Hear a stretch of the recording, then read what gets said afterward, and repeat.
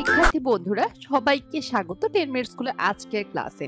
আজকে আমরা পড়ব যৌথ মূলধনী কোম্পানির মূলধন এই অধ্যায়টি এবং আজকে মূলত যে বিষয়ে বিস্তারিত আলোচনা করা হবে সেটি হচ্ছে যৌথ মূলধনী কোম্পানির অর্থায়নের উৎস এবং এর গঠন প্রণালী। যৌথ মূলধনী কোম্পানির অর্থায়নের উৎসসমূহ বলতে বোঝানো হয়েছে যৌথ মূলধনী কোম্পানিগুলো মূলত কিভাবে তাদের প্রতিষ্ঠানে মূলধন সংগ্রহ করে এবং তার উৎসগুলো কি কি হতে পারে সে সম্পর্কে আজকে জানবো। প্রথমটাই হচ্ছে শেয়ার বিক্রয়। পূর্বের ক্লাসে আমরা প্রাইভেট লিমিটেড কোম্পানি এবং পাবলিক লিমিটেড কোম্পানি সম্পর্কে বিস্তারিত জেনে এসেছি। পাবলিক লিমিটেড কোম্পানি জনসাধারণের কাছে শেয়ার বিক্রয় করে এবং সেখান থেকে তারা প্রয়োজনীয় যে পরিমাণ মূলধন দরকার সেটি অর্জন করে। যেসব পাবলিক লিমিটেড কোম্পানি নতুন গঠিত হয় সেগুলো বিবরণ পত্র প্রচার করে এবং সেখান থেকে জনগণকে তারা উদ্বুদ্ধ করে, পরবর্তীতে শেয়ার বিক্রি করে এবং সেখান থেকে প্রয়োজনীয় মূলধন সংস্থান করে থাকে। কিন্তু প্রাইভেট লিমিটেড কোম্পানির ক্ষেত্রে জনগণের মধ্যে পাবলিক লিমিটেড কোম্পানির মতো অবাধে শেয়ার বিক্রি করতে পারে না।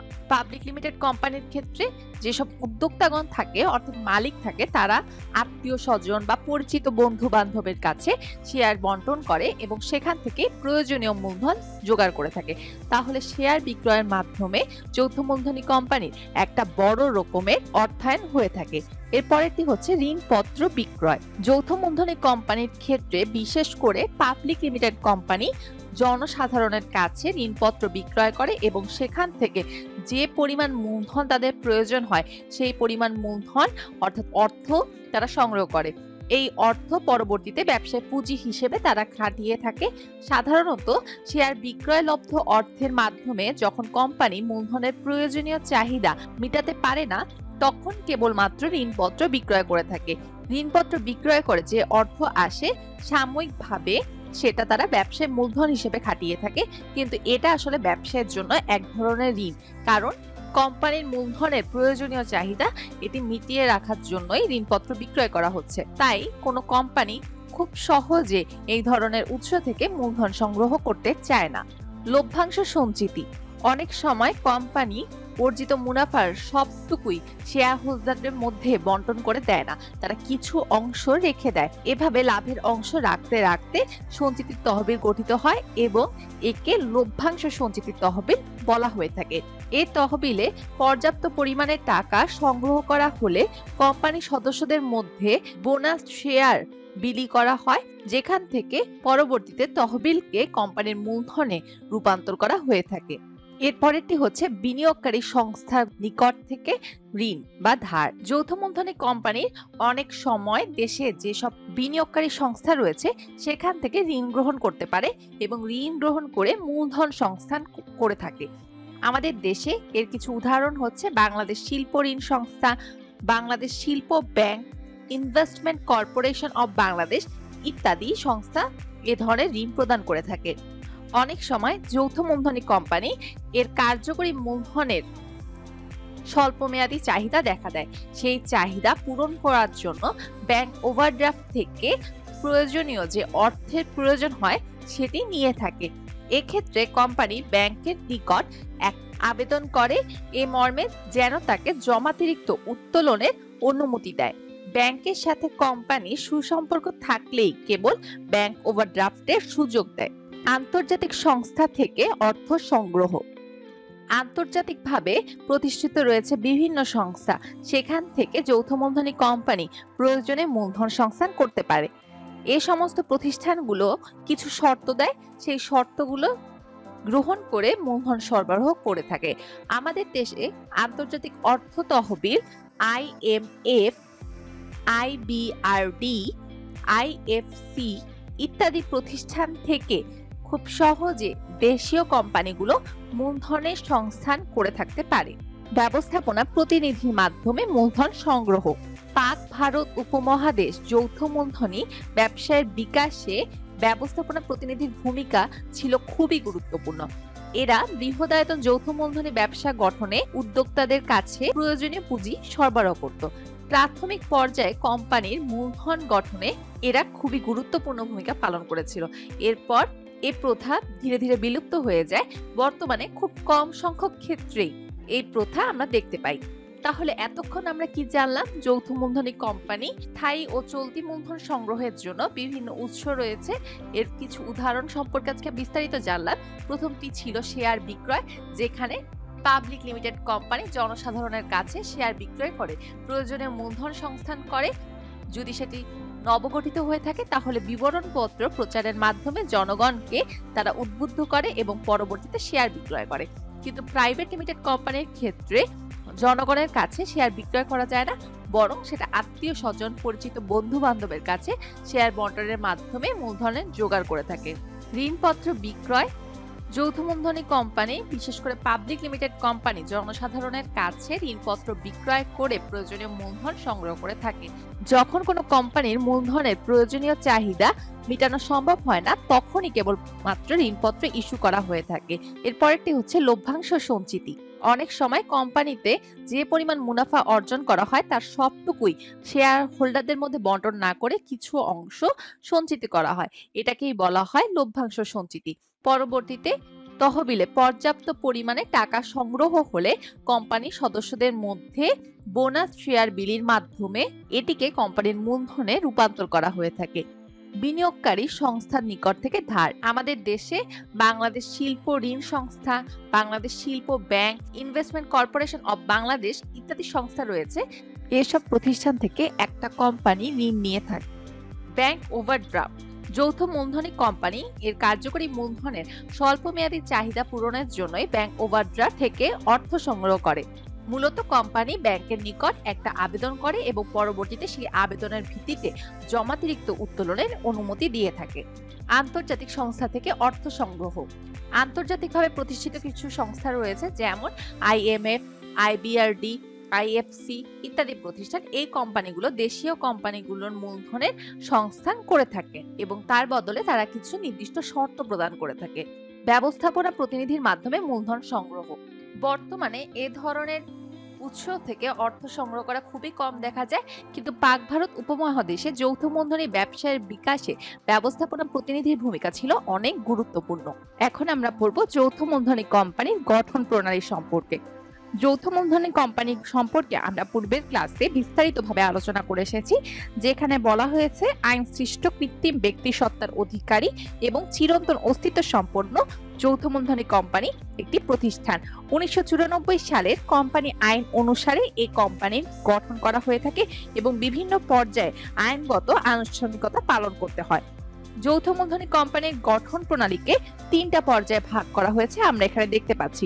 প্রথমটি হচ্ছে উদ্যোগ গ্রহণ পর্যায়, পরেরটি নিবন্ধন পর্যায় এবং সর্বশেষটি হচ্ছে কার্যারম্ভের পর্যায়। আজকে আমরা বিস্তারিতভাবে জানবো একটা যৌথ মূলধনী কোম্পানি গঠন করতে গেলে আমাদের কি কি প্রক্রিয়া অবলম্বন করতে হবে এবং কিভাবে আমরা যৌথ মূলধনী কোম্পানি গঠন করতে পারবো। প্রথম পর্যায়টি হচ্ছে উদ্যোগ গ্রহণ পর্যায়। যৌথ মূলধনী কোম্পানি গঠনের জন্য আমাদের প্রথমেই কয়েকজন ব্যক্তিকে উদ্যোগ নিতে হবে একটি যৌথ মূলধনী কোম্পানি গঠন করার জন্য। এজন্য উদ্যোগ গ্রহণ প্রথম পর্যায় হিসেবে গণনা করা হয়েছে।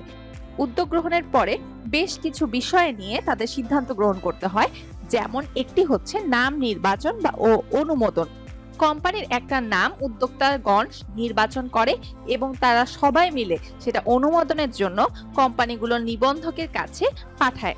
তবে নাম নির্বাচনের সময় একটা বিষয় খেয়াল রাখতে হবে, প্রস্তাবিত নাম যেন অন্যান্য কোম্পানির নামের সাথে হুবহু যেন না মিলে যায়, যাতে মানুষের কোম্পানি সম্পর্কে নাম বুঝতে অসুবিধা না হয়, এর দিকটি খেয়াল রাখতে হবে। এবং আমরা আগের ক্লাসে জেনে এসেছি যে পাবলিক লিমিটেড কোম্পানির নামের শেষে পাবলিক কথাটি না থাকলেও কোনো অসুবিধা নেই, কিন্তু প্রাইভেট লিমিটেড কোম্পানির নামের শেষে অবশ্যই প্রাইভেট কথাটি থাকতেই হবে।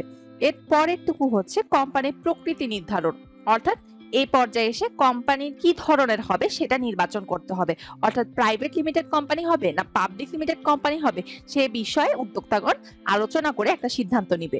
ধাপ 3 হচ্ছে উদ্যোক্তার সংখ্যা। যখন তারা কোম্পানির প্রকৃতি নির্ধারণ করবে সেই অনুযায়ী অবশ্যই উদ্যোক্তার সংখ্যা তাদের গণনা করতে হবে। যৌথ মূলধনী কোম্পানি প্রাইভেট লিমিটেড কোম্পানি যদি হয়ে থাকে সেখান থেকে ন্যূনতম 2 জন এবং সর্বোচ্চ 50 জন হতে পারবে।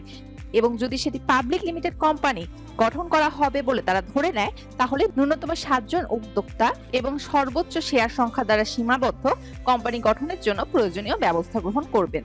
কোম্পানির গঠন সংক্রান্ত পরিকল্পনা প্রণয়ন এবং বাস্তবায়ন। উদ্যোক্তাগণ বিভিন্ন বিষয়ে আলোচনা পর্যালোচনা করবে এবং সেই আলোচনার মাধ্যমে কোম্পানি গঠন সংক্রান্ত সমন্বিত পরিকল্পনা প্রণয়ন করবে এবং সেটা কিভাবে বাস্তবায়ন করা যায় সেজন্য প্রয়োজনীয় দলিলপত্র তৈরি করবে। এর পরের ধাপটি হচ্ছে নিবন্ধন পর্যায়, অর্থাৎ এ পর্যায়ে গিয়ে উদ্যোক্তাগণ কোম্পানি নিবন্ধনের জন্য ফি প্রদান করবে এবং প্রয়োজনীয় ফর্ম ও অন্যান্য কাগজপত্র যেসব প্রয়োজন সেগুলো কোম্পানি নিবন্ধকের কাছে গিয়ে সংগ্রহ করবে। তারপর ফর্ম এবং অন্যান্য যেসব কাগজপত্র রয়েছে সেগুলো তারা যথাযথভাবে পূরণ করে আবেদনপত্রের সাথে কিছু দলিলপত্রাদি নিবন্ধকের কাছে দাখিল করবেন। সেই দলিলপত্রাদি সম্পর্কে আমরা এখন বিস্তারিত জানবো। একটি হচ্ছে স্মারকলিপি। স্মারকলিপি হচ্ছে কোম্পানিটির মূল দলিল বা গঠনতন্ত্র। এতে কোম্পানির নাম, নিবন্ধিত কার্যালয়ের ঠিকানা, কোম্পানিটার উদ্দেশ্য, মূলধনের পরিমাণ ইত্যাদি বিষয়গুলো বর্ণনা করা হয়ে থাকবে। পরেরটি হচ্ছে পরিমেয় নিয়মাবলী। স্মারকলিপির পরে সবচেয়ে গুরুত্বপূর্ণ যে বিষয়টি আসে সেটা হচ্ছে পরিমেয় নিয়মাবলী। এই দলিলে কোম্পানির অভ্যন্তরীণ পরিচালনা সম্পর্কিত নিয়মাবলীর উল্লেখ থাকে। স্মারকলিপি এবং পরিমেয় নিয়মাবলীতে পাবলিক লিমিটেড কোম্পানি হলে 7 জন এবং প্রাইভেট লিমিটেড কোম্পানির ক্ষেত্রে 2 জনের স্বাক্ষর থাকতেই হবে। পরবর্তী বিষয় যেটি খেয়াল রাখতে হবে সেটি হচ্ছে পরিচালকদের নামের তালিকা। কোম্পানির পরিচালক হতে চায় এমন ব্যক্তিদের নামের তালিকা সংযুক্ত করতে হবে এবং এটি অবশ্যই পাবলিক লিমিটেড কোম্পানির হতে হবে, কিন্তু প্রাইভেট লিমিটেড কোম্পানির ক্ষেত্রে এটার কোনো দরকার নাই। পরিচালকদের সম্মতি সূচক পত্র। কোম্পানির যে পরিচালকগণ রয়েছে তারা দায়িত্ব পালনের জন্য এবং যোগ্যতা সূচক যে শেয়ারটি বিক্রয় করা হচ্ছে সেটি ক্রয় করতে সবাই একই মতামত প্রকাশ করছে কিনা সে সম্পর্কে জানার জন্য সবাইকে সম্মতিসূচক পত্রে স্বাক্ষর প্রদান করতে হবে এবং পরবর্তীতে সেটি দাখিল করতে হবে। ঘোষণাপত্র। কোম্পানি নিবন্ধনের জন্য আইনগত যাবতীয় যত শর্ত রয়েছে সেগুলো পালন করার পর হাইকোর্টের আইনজীবী ঘোষণা এবং সনদপত্র দাখিল করতে হবে। নিবন্ধন পত্র। দলিলপত্র সহ আবেদনপত্র কোম্পানি নিবন্ধকের কাছে জমা দেওয়ার পর নিবন্ধক আবেদনপত্র এবং দলিলপত্রাদি পরীক্ষা নিরীক্ষা করে যদি সন্তুষ্ট থাকেন তাহলে তিনি প্রস্তাবিত কোম্পানির নাম নিবন্ধন করবেন এবং একটা নিবন্ধন পত্র নতুন কোম্পানিকে প্রদান করবেন। নিবন্ধন পত্র পাওয়ার পর প্রাইভেট লিমিটেড কোম্পানিগুলো তাদের ব্যবসা আরম্ভ করতে পারে, কিন্তু পাবলিক লিমিটেড কোম্পানি কাজ শুরু করার আগেই আরো কিছু অনুমতিপত্র সংগ্রহ করতে হয়। এখন আমরা জানবো সর্বশেষ পর্যায়টি, সেটি হচ্ছে কার্যরম্ভের পর্যায়। কার্যরম্ভের অনুমতিপত্র পাওয়ার জন্য নিবন্ধন পত্র সংগ্রহ করতে হবে এবং তারপর কোম্পানি উদ্যোক্তাগণ একটা নির্ধারিত ফর্মে আবেদনপত্রের সাথে বেশ কিছু দলিলপত্র সংযুক্ত করে কোম্পানি নিবন্ধকের কাছে গিয়ে জমা করবে। প্রথমটি হচ্ছে বিবরণপত্র। বিবরণপত্র হচ্ছে কোম্পানির জন্য একটা বিজ্ঞাপন। পাবলিক লিমিটেড কোম্পানি সাধারণত মূলধন সংগ্রহের জন্য শেয়ার এবং ঋণপত্র বিক্রয়ের জন্য যে বিজ্ঞাপন প্রচার করে তাকে আমরা বিবরণী পত্র বলে থাকি। এর পরের ধাপটি হচ্ছে কোম্পানি পরিচালকদের নাম, ঠিকানা, পেশা ইত্যাদির পূর্ণ বিবরণ। তারপরেরটি হচ্ছে পরিচালক হিসেবে কাজ করতে ইচ্ছুক এর মর্মে প্রত্যেক পরিচালকের লিখিত এবং স্বাক্ষরযুক্ত ঘোষণাপত্র, অর্থাৎ পরিচালক হিসেবে কাজ করতে তারা মত পোষণ করেছে সেই জন্য প্রমাণ হিসেবে প্রত্যেক পরিচালক তাদের লিখিত এবং স্বাক্ষরযুক্ত ঘোষণাপত্র প্রদান করে থাকবে। পরেরটি হচ্ছে পরিচালকগণ ন্যূনতম যোগ্যতা সূচক শেয়ারের মূল্য পরিশোধ করেছে এ মর্মে ঘোষণাপত্র, অর্থাৎ পরিচালক হতে গেলেও কিন্তু ন্যূনতম যোগ্যতা সূচক শেয়ার ক্রয় করতে হয়, সেই টাকাটুকু তারা প্রদান করেছে সেই মর্মে তারা একটি ঘোষণাপত্র প্রদান করবে। এবং সর্বশেষটি হচ্ছে ব্যবসা আরম্ভ করবার জন্য আইনগত সবকিছু পালন হয়েছে এ মর্মে সচিব এবং পরিচালকগণ কর্তৃক একটা ঘোষণাপত্র দিতে হবে। অর্থাৎ ব্যবসা আরম্ভ করার জন্য যত প্রক্রিয়া আছে, একটু আগে আমরা যে 3টা প্রক্রিয়া বিস্তারিতভাবে আলোচনা করলাম, একটি ছিল উদ্যোগ গ্রহণ, নিবন্ধন পর্যায় এবং কার্যারম্ভ পর্যায়, যা যা ধাপসমূহ ছিল সবগুলো যথাযথভাবে করা হয়েছে এই মর্মে একটা ঘোষণাপত্র প্রদান করবে। এই যে দলিলপত্রগুলো প্রদান করা হবে সেগুলো পরীক্ষা নিরীক্ষা করে যদি কোম্পানি নিবন্ধক সন্তুষ্ট হন তাহলে তিনি কোম্পানিকে কার্যারম্ভের অনুমতিপত্র প্রদান করবেন এবং পাবলিক লিমিটেড কোম্পানি কার্যারম্ভের অনুমতিপত্র পাবার পরপরই ব্যবসার কাজ শুরু করতে পারবে। আশা করি শিক্ষার্থী বন্ধুরা আজকের ক্লাস তোমরা বুঝতে পেরেছো। সবাইকে অনেক ধন্যবাদ পুরো ক্লাস জুড়ে থাকার জন্য। সামনের ক্লাসগুলো করার জন্য সবাইকে আমন্ত্রণ রইল।